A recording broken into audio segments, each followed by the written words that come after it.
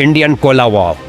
एक ऐसी वॉर जिसमें कंपटीशन है, पॉलिटिक्स है, कॉन्फ्लिक्ट है और साजिश भी। इस वॉर में बहुत सारे कंपनीज आए और गए, सरकार ने ढेरों नियम बनाए और तोड़े, कंपनीज को खत्म करने के लिए साजिश तक रचा गया, लेकिन अंत में बस कुछ ही ब्रांड सरवाइव करने में कामयाब रहे। तो दोस्तों, आज के टाइम पर आप कोका कोला को पसंद करते हो, थम्स अप को या फिर पेप्सी को, इससे कोई फर्क नहीं पड़ता। फर्क पड़ता है तो सिर्फ इस बात से कि इन सॉफ्ट ड्रिंक्स ने आपके घर में जगह बनाने के लिए क्या क्या पापड़ बेले हैं।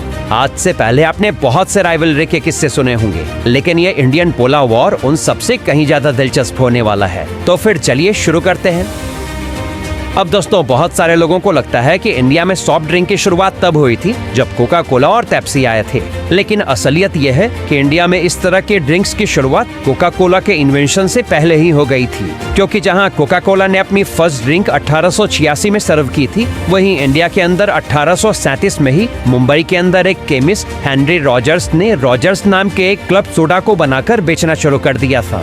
जल्दी ये कोल्ड ड्रिंक इंडियंस को खूब पसंद आने लगा, जिसके बाद से रॉजर्स मुंबई के हर बार, होटल, रेस्टोरेंट और क्लब की शान बन गया था। लगभग 28 सालों तक रॉजर्स सोडा मार्केट का इकलौता किंग बना रहा, लेकिन 1865 में इसका पहला कॉम्पिटिटर मार्केट में एंटर हुआ, जिसका नाम था पलंजी सोडा। ये सोडा लॉन्च होते ही पूरे मार्केट में छा गया, क्योंकि इसका रसबेरी फ्लेवर लोगों को बहुत पसंद आया। अब जब इन दोनों ड्रिंक्स की सक्सेस को कुछ पारसी बिजनेसमैन ने देखा, तो उन्होंने सोचा कि क्यों ना हम भी खुद का कार्बोनेटेड ड्रिंक्स बनाकर बेचें। और फिर इसी सोच के साथ उन्होंने 1884 में अर्धसिर सोडा को लॉन्च किया, जो कि पलंजी सोडा को डायरेक्टली कॉम्पिटिट कर रहा था, और ये भी मार्केट में काफी पॉपुलर हुआ। और हाँ, इसी बीच 1889 में ड्यूक सोडा को भी लॉन्च किया गया था, जो कि अगेन एक सक्सेस साबित हुआ था। अब दोस्तों, इस टाइम तक यूएस के अंदर कोका कोला भी लॉन्च हो चुका था, जो कि अमेरिकन के बीच में काफी पसंद किया जा रहा था। जिसके बाद से कोका कोला ने यूएस से निकलकर बाकी के कंट्रीज में भी अपने पैर जमाने शुरू कर दिए। लेकिन दोस्तों, इंडियन मार्केट में एंटर करने में उन्हें अभी भी 2-3 डेकेड्स लगने वाले थे। इसी बीच इंडिया में कई सारे लोकल सोडा ब्रांड आ चुके थे। इसके अलावा गोली सोडा या बांटा लगभग हर छोटे से लेकर बड़े शहरों में बहुत ही वाइडली मिलने लगा था, जिसके बाद से सोडा मार्केट में पहले के मुकाबले काफी ज्यादा कंपटीशन बढ़ गया। अब अगर हम सीधे आजादी के बाद के भारत पर आएं, तो उस समय कोका कोला को इंडियन मार्केट में एंटर होने की एक बहुत बड़ी अपॉर्चुनिटी दिखी। और बिना इस बात को जाने कि इंडिया में पहले से ही लोकल ब्रांड्स के बीच एक कोला वॉर चल रहा है, इसने भी 1950 में दिल्ली के अंदर अपना प्लांट ओपन कर दिया। लेकिन दोस्तों, जब सॉफ्ट ड्रिंक मार्केट में इतने सारे प्लेयर्स उतर रहे हो, तो भला पार्ले कैसे पीछे रह जाता। कई सारे पॉपुलर प्रोडक्ट्स लॉन्च करने के बाद पार्ले ने सोचा कि क्यों ना आप सॉफ्ट ड्रिंक में भी अपनी किस्मत आजमाई जाए। इसीलिए पार्ले ने उसी साल खुद का कोला लॉन्च कर दिया, जिस साल कोका कोला इंडिया में आया था। अब पार्ले भारत में एक जाना माना ब्रांड था, जिसे इंडियंस खूब पसंद भी किया करते थे। इसीलिए कोका कोला को यह समझते देर नहीं लगी कि पार्ले से उसे भारी कंपटीशन मिलने वाला है। लेकिन एक चीज जिसने कोका कोला के झल्लाहट को बढ़ा दिया था, वो था पार्ले के सॉफ्ट ड्रिंक का नाम और पैकेजिंग। असल में पार्ले ने इस सॉफ्ट ड्रिंक का नाम अपने फ्लैगशिप प्रोडक्ट पार्ले जी ग्लूकोज बिस्किट के तर्ज पर ग्लूको कोला रखा था, जो दिखने में कोका कोला से काफी सिमिलर लगता था। और हाँ, पार्ले ने फॉन्ट भी लगभग सेम कोका कोला की तरह ही यूज किया था। ऐसे में कोका कोला को लगने लगा कि इस नाम की वजह से लोगों में कंफ्यूजन क्रिएट होगी और उसके ग्राहक ग्लूको कोला की तरफ शिफ्ट हो सकते हैं। इसीलिए उसने पार्ले पर नाम बदलने के लिए केस फाइल कर दिया। अब केस की वजह से पार्ले ने ग्लूको कोला का नाम तो बदल दिया, लेकिन इससे कोका कोला की प्रॉब्लम का कोई सोल्यूशन नहीं निकला, क्योंकि पार्ले ने अपनी इस ड्रिंक का नाम बदलकर पार्ले कोला कर लिया था, जो कि अभी भी कोका कोला से काफी सिमिलर ही था। खैर, इस विवाद की वजह से इन दोनों कंपनीज के बीच लगभग 2 सालों तक टसल चलता रहा और आखिरकार पार्ले ने हार मानते हुए सॉफ्ट ड्रिंक मार्केट को अलविदा कर दिया। लेकिन दोस्तों, ये पार्ले सॉफ्ट ड्रिंक मार्केट का अंत नहीं था, बल्कि वो कुछ ऐसा प्लान कर रहा था जिसके जरिए वो इस मार्केट में भी बना रहे और कोका कोला को डायरेक्ट कॉम्पिटिट भी ना करे। इसके लिए 1952 में उसने अपना ऑरेंज फ्लेवर्ड सोडा लॉन्च किया, जिसका नाम रखा गया था गोल्ड स्पॉट। हालांकि ये ऑरेंज कलर का बेवरेज बच्चों के बीच तो खूब पसंद किया गया, लेकिन ये यंगस्टर्स के बीच में कोई खास पहचान नहीं बना सका, और इसी वजह से अगले एक दशक तक कोका कोला ही ज्यादातर इंडियंस की पहली पसंद बना रहा। हाँ, कोका कोला को टक्कर देने के लिए उसका सबसे बड़ा कॉम्पिटिटर पेप्सी भी अब इस मार्केट में आ चुका था, लेकिन फिर भी यह ब्रांड लोगों के बीच कोका कोला के क्रेज को कम करने में नाकामयाब रहा। और इसी वजह से पेप्सी के लॉसेस लगातार बढ़ते चले गए और आखिरकार 1962 में इसमें इंडिया से एग्जिट ले लिया। इधर पार्ले भी समझ चुका था कि कोका कोला की मार्केट को डिस्टर्ब करना बहुत ज्यादा मुश्किल है, इसीलिए पार्ले कोला की बात से पार्ले कंपनी में फिर कभी भी अपना कोई कोला फ्लेवर ड्रिंक लॉन्च नहीं किया, बल्कि पार्ले गोल्ड स्पॉट की पॉपुलैरिटी के बाद 1971 में लिम्का को बाजार में उतारा गया, जो कि एक लेमन फ्लेवर्ड सॉफ्ट ड्रिंक था। अब जो कि भारत के हर गली नुक्कड़ पर गर्मियों में नींबू पानी पीने वालों की भीड़ लगी ही रहती है, ऐसे में लिम्का ने काफी तेजी से मार्केट पकड़ ली और खास करके इस सॉफ्ट ड्रिंक को महिलाएं काफी पसंद करती थी। वहीं दूसरी तरफ अगर देखें तो कोका कोला अपने एक अलग ही सेगमेंट यानी कोला फ्लेवर में मार्केट का किंग बना रहा। अब दोस्तों यहाँ तक तो कोका कोला खूब प्रॉफिट कमा रहा था और इंडिया में बहुत ही मजबूती से अपने पैर जमा चुका था, लेकिन फ्यूचर में उसके साथ कुछ ऐसा होने वाला था जिसमें उसे जड़ से उखाड़ फेंका और इंडिया में उसका सालों का बनाया साम्राज्य पल भर में तबाह हो गया। असल में 1973 के आसपास देश फाइनेंशियल क्राइसिस से गुजर रहा था, इसीलिए उस समय की प्राइम मिनिस्टर इंदिरा गांधी ने फॉरेन एक्सचेंज रेगुलेशन एक्ट यानी कि फेरा को इंडिया में लागू किया ताकि हमारे देश का पैसा ज्यादा मात्रा में बाहर ना जा पाए। फेरा से अकॉर्डिंग जो भी फॉरेन कंपनीज इंडिया में अपना बिजनेस ऑपरेट कर रही हैं, उनके लिए रूल बनाया गया कि वो 40% से ज्यादा स्टेक देश में नहीं रख सकती हैं। अब दोस्तों कोका कोला 100% फॉरेन इक्विटी के साथ अपना बिजनेस रन कर रहा था, इसीलिए उसके सामने 60% छोड़ने का चैलेंज खड़ा हुआ। एक्चुअली इंडियन मार्केट में सर्वाइव करने के लिए कोका कोला ने लगभग 2 दशक तक अपना पैसा और पूरा एफर्ट डाला था, तब जाकर उसकी ये लेगेसी कायम हो सकी थी। ऐसे में सारे मेहनत पर पानी फेरकर इंडिया से वापस जाना उसके ऑप्शन में ही नहीं था, इसीलिए कंपनी में सरकार के साथ नेगोशिएशन करना शुरू कर दिया। अभी सरकार को मनाने का खेल चल ही रहा था, तभी 25 जून 1975 को देश में इमरजेंसी लागू हो गई और इस पर होने वाला फैसला कुछ समय के लिए थम सा गया। इस टाइम तक सॉफ्ट ड्रिंक मार्केट में 2 ही बड़े प्लेयर थे, जिसमें पहले नंबर पर आता था कोका कोला एंड सेकंड पर पार्ले। लेकिन सरकार के दबाव के बाद कोका कोला अपना मार्केट शेयर कुछ हद तक कम करने लगा था, जिस वजह से पार्ले को अपना शेयर बढ़ाने का मौका मिल गया। इसी बीच 1976 में पार्ले ने अपना मैंगो फ्लेवर वाला सॉफ्ट ड्रिंक लॉन्च कर दिया, जिसका नाम था माजा। माजा मार्केट में आते ही इतना बड़ा हिट साबित हुआ कि उसकी लेगेसी आज भी कायम है। खैर वापस चलते हैं 1976 में। तो उस समय हमारा देश बहुत तरह की पॉलिटिकल टेंशन से गुजर रहा था। जब इमरजेंसी हटी, इलेक्शन हुए, तो फिर नई सरकार सत्ता में आई और फिर मोरारजी देसाई देश के नए प्राइम मिनिस्टर बनाए गए। साथ ही जॉर्ज मैथ्यू फर्नांडिस ने यूनियन मिनिस्टर फॉर इंडस्ट्रीज का पद संभाला, जिसके बाद से कोका कोला की प्रॉब्लम घटने की जगह और भी ज्यादा बढ़ गई, क्योंकि नई सरकार लोकल ब्रांड्स को प्रमोट करना चाहती थी। इसीलिए उन्होंने कोका कोला से कहा कि अगर वो इंडिया में रहना चाहते हैं तो अपना सेस कम करके 40% कर दे और बाकी के 60% किसी लोकल पार्टनर को दे दे। इतना ही नहीं, कोका कोला से उनके सॉफ्ट ड्रिंक बनाने का सीक्रेट फार्मूला भी सरकार को आराम दे दिया। अब दोस्तों अगर बात सिर्फ 40% सेक की होती तो शायद कोका कोला मान भी जाता, लेकिन अपने सीक्रेट फार्मूला से अच्छा उसमें इंडिया को अलविदा कहना समझा। इधर सरकार भी जानती थी कि चाहे कुछ भी हो जाए, पर कोका कोला कभी भी अपना सीक्रेट फार्मूला नहीं देगा और इस तरह से वो देश छोड़ने पर मजबूर हो जाएगा। एंड में यही हुआ और 1971 में कोका कोला भारत से अपने ऑपरेशंस को बंद करके चला गया। लेकिन इसके जाने के बाद सरकार को वाकई कुछ प्रॉफिट हुआ भी या नहीं, ये तो वही जाने, लेकिन कोका कोला के टेस्ट को पसंद करने वाले लोगों को जरूर प्रॉब्लम होनी शुरू हो गई। इसका असर ये हुआ कि कोका कोला बांग्लादेश से स्मगल होकर इंडिया आने लगा और यहाँ उसे लोगों ने 3 गुना कीमत पर बेचना शुरू कर दिया। अब जब सरकार ने इन प्रॉब्लम्स को देखा तो उसे ख्याल आया कि क्यों ना कोका कोला के प्रति पब्लिक के इस डिमांड को हम खुद ही पूरा करें। इसलिए उन्होंने कोका कोला के तर्ज पर अपना खुद का कोला ब्रांड लॉन्च किया, जिसका नाम था 77 और इसे उस समय सरकारी कोला या 77 के नाम से भी जाना जाता था। 77 को मैसूर के central food technological research institute यानी CFTRI ने डेवलप किया था, जो वैसे तो कोका कोला के अल्टरनेटिव के रूप में बनाया गया था, लेकिन इसका टेस्ट कोका कोला के आसपास भी नहीं था। इसी वजह से इस सॉफ्ट ड्रिंक को कोई खास पॉपुलैरिटी नहीं मिल सकी, यानी कि सरकार कोका कोला का अल्टरनेटिव पेश करने में फेल हो चुकी थी और लोगों के बीच इसकी डिमांड वैसे ही बनी रही।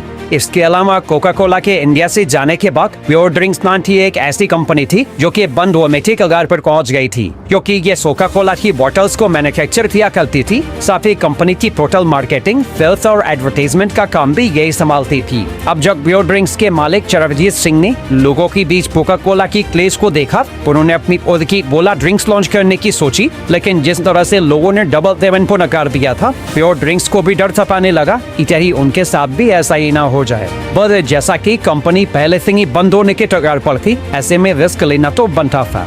इसीलिए 1977 में प्योर ड्रिंक्स ने कैंपा कोला को लॉन्च किया, जिसने इस पूरे मार्केट को ही चेंज करके रख दिया। कैंपा कोला का टेस्ट लोगों को खूब पसंद आया और ये लॉन्च होते ही पूरे इंडियन मार्केट में पॉपुलर हो गया। इधर पार्ले, जो हमेशा कोका कोला की मार्केट से दूर रहता था, जब उसने देखा कि कोका कोला इंडिया छोड़कर जा चुका है, ऐसे में उसे मार्केट के अंदर एक बहुत बड़ी उम्मीद दिखाई दी और 1977 में इसमें भी अपनी एक नई ड्रिंक थम्स अप को लॉन्च कर दिया, जिसे कैंपा की तरह ही काफी पसंद किया गया। लेकिन दोस्तों, इस प्रोडक्ट की सफलता के पीछे का रीजन ये बिल्कुल भी नहीं था कि इसने कोका कोला की रेसिपी को डिकोड करके उससे सिमिलर कोला बना लिया था, बल्कि थम्स अप इंडियन के टेस्ट के अकॉर्डिंग लोकल स्पाइसेस और इंग्रेडिएंट्स को मिलाकर बनाया गया था। अब थम्स अप मार्केट में कैसा परफॉर्म करेगा, इसका अंदाजा कंपनी को भी नहीं था। लेकिन कमाल की बात तो ये है कि इसके कोला फ्लेवर्ड इंडियन टेस्ट में लोगों को काफी सेटिस्फाइड किया और इस तरह से पार्ले का ये प्रोडक्ट इंस्टेंट हिट साबित हो गया। अब मार्केट में दो प्लेयर्स थे जो कि एक दूसरे को टक्कर दे रहे थे, पहला का थम्स अप और दूसरा कैंपा कोला। ऐसे ने कैंपा कोला इस मार्केट का लीडर बनने के लिए सॉफ्ट ड्रिंक का दाम रिड्यूस करके प्राइस वॉर में शामिल हो गया, लेकिन थम्स अप में एक नई स्ट्रेटेजी अपनाई, जहां उसने प्राइस कम करने की जगह बॉटल के साइज को बढ़ा दिया। यानी कि जो थम्स अप पहले 200 ml में मिला करती थी, वो सेम प्राइस पर 250 ml मिलने लगी और इसे महाकोला के नाम से एडवर्टाइज किया गया। इस छोटे से स्ट्रैटेजी का असर ये हुआ कि कुछ ही सालों में थम्स अप मार्केट का लीडर बन गया और कैंपा कोला अपना मार्केट शेयर लूज करने लगा। 1980s के दौरान कैंपा कोला, डबल 7 और ड्यूक्स जैसे ब्रांड्स को पीछे छोड़ते हुए थम्स अप अपनी मोनोपोली क्रिएट कर चुका था। हालांकि इस दौरान कई और भी प्लेयर्स मार्केट में एंटर हुए, जैसे कि डिक्सी कोला, टोरिनो, सोसियो और बोरुंटो वगैरह, लेकिन इनमें से कोई भी थम्स अप के मार्केट शेयर में सेब नहीं लगा सका। इधर पेप्सी भी बार बार इंडिया में रेंटर होने की कोशिश कर रहा था, लेकिन हर बार उसकी अपील को सरकार ठुकरा दे रही थी। आखिरकार 5 साल के नेगोशिएशन और पार्लियामेंट में 20 बार डिबेट्स के बाद साल 1988 में राजीव गांधी की सरकार ने पेप्सी को इंडिया में आने के लिए अलाउ कर दिया, क्योंकि देश की फाइनेंशियल कंडीशन बहुत ही ज्यादा खराब होती जा रही थी, लोगों के पास रोजगार नहीं थे और सरकार भी लोन में दबी जा रही थी। ऐसे में अगर बाहर से इन्वेस्टमेंट आता तो फिर देश के डेवलपमेंट में लगाया जा सकता था, साथ ही जॉब क्रिएशन से लोगों का जीवन भी बेहतर होता। अब इसी सोच के साथ राजीव गांधी ने पेप्सी के लिए इंडिया के दरवाजे तो खोल दिए, लेकिन देश में ये घमासान का एक बड़ा मुद्दा बन गया, क्योंकि जॉर्ज मैथ्यू फर्नांडिस, जिन्होंने कोका कोला को बाहर का रास्ता दिखाया था, उन्होंने पेप्सी को भी धमकाना शुरू कर दिया कि अगली सरकार उन्हीं की ही बनेगी और अगर पेप्सी यहाँ आती है तो फिर हम उसे भी देश से बाहर निकाल फेंकेंगे। हालांकि इन सारे धमकियों के बावजूद पेप्सी इंडिया में पंजाब गवर्नमेंट की पंजाब एग्रो इंडस्ट्रियल कॉर्पोरेशन और वोल्टास इंडिया लिमिटेड के साथ ज्वाइंट वेंचर में एंटर कर जाती है, क्योंकि उसे पता था कि अभी इंडियन मार्केट में एक भी फॉरेन ब्रांड नहीं है, इसीलिए एक बहुत ही बड़ी अपॉर्चुनिटी उसके लिए मौजूद है। विदेशी पेप्सी को देसी रूप देने के लिए उसका नाम लहर पेप्सी कर दिया गया, जो शुरुआत में सिर्फ जयपुर, कानपुर, बैंगलोर और पंजाब में बिका करती थी, लेकिन धीरे धीरे ये बड़े शहरों जैसे कि दिल्ली, बॉम्बे और कलकत्ता में भी पहुंच गई। इधर 1979 में कांग्रेस इलेक्शन हार गई और जनता दल के वीपी सिंह को प्राइम मिनिस्टर बनाया गया, जिसके बाद पेप्सी को डर सताने लगा कि अगर जॉर्ज फर्नांडिस ने फिर से यूनियन मिनिस्टर फॉर इंडस्ट्रीज का पद संभाला तो उनका भी हाल कोका कोला के जैसे ही होगा। लेकिन ये पेप्सी की अच्छी किस्मत ही थी कि इस बार जॉर्ज फर्नांडिस को मिनिस्टर ऑफ रेलवेज का पद सौंपा गया। इसके बाद आया साल 1991, जब इंडियन गवर्नमेंट ने ग्लोबलाइजेशन और लिबरलाइजेशन की शुरुआत की और अपनी डोमेस्टिक मार्केट को बाहरी कंपनीज के लिए ओपन कर दिया। पेप्सी ने भी इसका फायदा उठाते हुए पंजाब एग्रो इंडस्ट्रियल कॉर्पोरेशन और वोल्टास इंडिया के साथ अपना ज्वाइंट वेंचर खत्म कर दिया और 100% इक्विटी के साथ में बिजनेस रन करने लगा। इस तरह उसे बिना किसी दबाव या रिस्ट्रिक्शंस के इंडिया के हर कोने में अपनी सॉफ्ट ड्रिंक्स को बेचने की अपॉर्चुनिटी मिल गई और जल्द ही ये थम्स अप का एक बहुत ही बड़ा कॉम्पिटिटर बन गया। पेप्सी ने एडवर्टीजमेंट के लिए Indian movie star Juhi Chawla को साइन किया, तो वहीं थम्स अप क्रिकेट स्पॉन्सरशिप पर अपनी स्पेंडिंग्स को और भी ज्यादा बढ़ाने लगा था। और दोस्तों, अभी इन दोनों में राइवलरी चली रही थी। इस साल 1993 में कोका कोला ने इंडिया में दोबारा एंट्री ले ली और ये तीनों कंपनीज आपस में ही भिड़ गई। हालांकि बाद में ये राइवलरी सिर्फ कोका कोला एंड पेप्सी के बीच रह गई, क्योंकि कोका कोला ने पार्ले की, गोल्ड स्पॉट, लिम्का और थम्स अप इन तीनों को ही $60 मिलियन में खरीद लिया था। अब देखा जाए तो जिस समय कोका कोला इंडियन मार्केट में रे एंटर हुआ था, उस समय थम्स अप के पास कोला सेगमेंट में 80% मार्केट शेयर था। साथ ही गोल्ड स्पॉट और लिम्का भी इसके बहुत ही पॉपुलर प्रोडक्ट थे। ऐसे में सवाल ये उठता है कि पार्ले के सामने आखिर ऐसी क्या मजबूरी आ गई कि उसे अपने सॉफ्ट ड्रिंक ब्रांड्स को बेचना पड़ गया। असल में दोस्तों, कोका कोला के पास इस मार्केट में पैर जमाने के लिए दो ऑप्शंस थे। पहला ये कि धीरे धीरे वो अपने ऑपरेशंस को बढ़ाता, यानी कि अपने प्लांट्स लगाता, डिस्ट्रीब्यूशन नेटवर्क एस्टेब्लिश करता और टाइम के साथ इसका कंज्यूमर बेस इंक्रीज होने लगता। और दूसरा ऑप्शन था दूसरे ब्रांड के बॉटलर्स, यानी कि जो सॉफ्ट ड्रिंक्स की पैकेजिंग के साथ साथ ब्रांडिंग और डिस्ट्रीब्यूशन का काम देखते थे, उन्हें लालच देकर अपनी तरफ कर लेना। अब इसमें से पहला ऑप्शन तो बहुत ही टाइम कंज्यूमिंग था, लेकिन कोका कोला को तो जल्द से जल्द अपनी लेगेसी कायम करनी थी, इसीलिए उसने सेकंड ऑप्शन को चुना। अब दोस्तों, भले ही उस टाइम पर थम्स अप के पास 80% मार्केट शेयर था, लेकिन इसके बिजनेस मॉडल्स में कुछ बहुत बड़ी कमियां थी। जैसे कि उनके पास 62 बॉटलर्स तो थे, लेकिन थम्स अप उनमें से सिर्फ 4 का ही मालिक था और बाकी के 58 इंडिपेंडेंटली ऑपरेट कर रहे थे। मतलब कि ये बचे हुए 58 बॉटलर्स कंपनी के गाइडलाइंस के अकॉर्डिंग सिर्फ थम्स अप को बनाने और डिस्ट्रीब्यूशन का काम किया करते थे। ऐसे में थम्स अप के बॉटलर्स को ज्यादा अमाउंट ऑफर करके कोका कोला ने अपनी तरफ कर लिया, जिसके बाद से थम्स अप के पास सिर्फ कुछ ही बॉटलर्स बचे और इसी वजह से थम्स अप ना तो जितनी डिमांड थी उतने सॉफ्ट ड्रिंक प्रोड्यूस कर पा रहा था और ना ही डिस्ट्रीब्यूशन कर पाता था। यही रीजन था कि थम्स अप अपना मार्केट शेयर खोने लगा। इसके बाद से रमेश चौहान, जो थम्स अप को लीड कर रहे थे, उन्हें यह समझते हुए देर नहीं लगी कि कोका कोला जैसे बड़े जायंट से लड़कर वो कंपनी का नुकसान ही करने वाले हैं, क्योंकि एक बार मिली हार के बाद से पार्ले को ये समझ आ गया था इस तरह के कॉन्फ्लिक्ट में फंसकर वो कभी भी सफल नहीं हो सकते। इसीलिए रमेश चौहान ने बहुत ही दुख के साथ अपना ब्रांड कोका कोला को बेच दिया। अब दोस्तों, थम्स अप को एक्वायर करना कोका कोला के लिए डबल बोनांजा साबित हुआ, क्योंकि उसके बॉटलर्स की मदद से ये बहुत ही कम समय में इंडिया के लगभग हर गली मोहल्ले तक पहुंच गया। और दूसरा ये कि अब कोका कोला के लिए कोई भी कंपटीशन में बचा ही नहीं था, क्योंकि उसने मार्केट लीडर को जो खरीद लिया था। इसीलिए जल्दी उसने अपना स्ट्रॉन्ग प्रेजेंस पूरे इंडिया में बना लिया। लेकिन इसके बाद से दुनिया के सबसे फेमस राइवलरी यानी कोका कोला वर्सेस पेप्सी का वॉर इंडिया में भी देखने को मिलने लगा। 1996 में इंडियन सब कॉन्टिनेंट के अंदर क्रिकेट वर्ल्ड कप को ऑर्गेनाइज किया जा रहा था। कोका कोला ने जब इंडिया में क्रिकेट को लेकर इतना क्रेज देखा तो उसने तय कर लिया कि वर्ल्ड कप का मेन स्पॉन्सर तो वही बनेगा। इधर पेप्सी भी स्पॉन्सरशिप लेने की कोशिश में लगा था, लेकिन एट द एंड यह स्पॉन्सरशिप कोका कोला के ही खाते में गया। इस कैंपेन के लिए कोका कोला ने खूब खर्चा किया, नुसरत फतेह अली खान की आवाज में एक कैंपेन सॉन्ग बनवाया और ढेर सारे पोस्टर्स एंड बैनर्स के साथ में एड फिल्म भी रन की है। अब दोस्तों, पेप्सी के हाथ भले ही ये स्पॉन्सरशिप न लगी हो, लेकिन इस मौके का उसने भी भरपूर फायदा उठाया और हर मैच में जमकर अपने एड्स चलाए। कमाल की बात तो यह है कि पेप्सी ने अपने कैंपेन की टैगलाइन रखी थी, नथिंग ऑफिशियल अबाउट इट, जो कि ऑफिशियल स्पॉन्सर कोका कोला पर एक तंज कसा गया था। इन दोनों ब्रांड्स के बीच इस तरह की लड़ाई लगातार चलती रही, क्योंकि एक तरफ पेप्सी सचिन और शाहरुख की पॉपुलैरिटी का फायदा उठाते हुए उनके साथ ऐड कर रही थी, तो वहीं कोका कोला ने आमिर खान को अपना चेहरा बनाया था। और दोस्तों, साल 2000 के बाद से कोई भी नया ब्रांड अब कोला सेगमेंट में उतरने की हिम्मत ही नहीं रखता था, क्योंकि उसे पता था कि पेप्सी या कोका कोला की मार को वो झेल ही नहीं पाएगा। इसीलिए इन दोनों ने एक लंबे अरसे से मार्केट का बड़ा हिस्सा अपने हाथों में ले रखा है। हालांकि करीब 2 डेकेड्स के बाद साल 2016 में बिस्लरी ने फिजी ड्रिंक मार्केट में एंटर करने की सोची और अपने सब ब्रांड बिस्लरी पॉप के थ्रू इसने लिमोनाटा स्पाइसी, पीना कोलाटा और फोंजो नाम के 4 सॉफ्ट ड्रिंक वेरिएंट को लॉन्च किया, लेकिन ये प्रोडक्ट कस्टमर को अट्रैक्ट नहीं कर सकी, इसीलिए जल्द ही इसे बंद कर दिया गया। इसके बाद से साल 2020 में बिस्लरी ने एक बार फिर से लिमोनाटा और स्पाइसी को लॉन्च किया, जहां स्पाइसी को मसाला कोला की तरह एडवर्टाइज किया गया था। हालांकि आप में से शायद ही कुछ ऐसे लोग होंगे जिन्हें कि इस ड्रिंक के बारे में पता हो। ऐसे में आप समझ ही सकते हैं कि इससे कोला सेगमेंट में क्या ही असर पड़ा होगा। इस तरह से आज भी इंडियन मार्केट में पेप्सी और कोका कोला के बीच कोला वॉर जारी है, जिसमें मुकेश अंबानी की सपोर्ट से अब कंता कोला भी कूद चुका है, जो कि लंबे समय से गुमनाम था।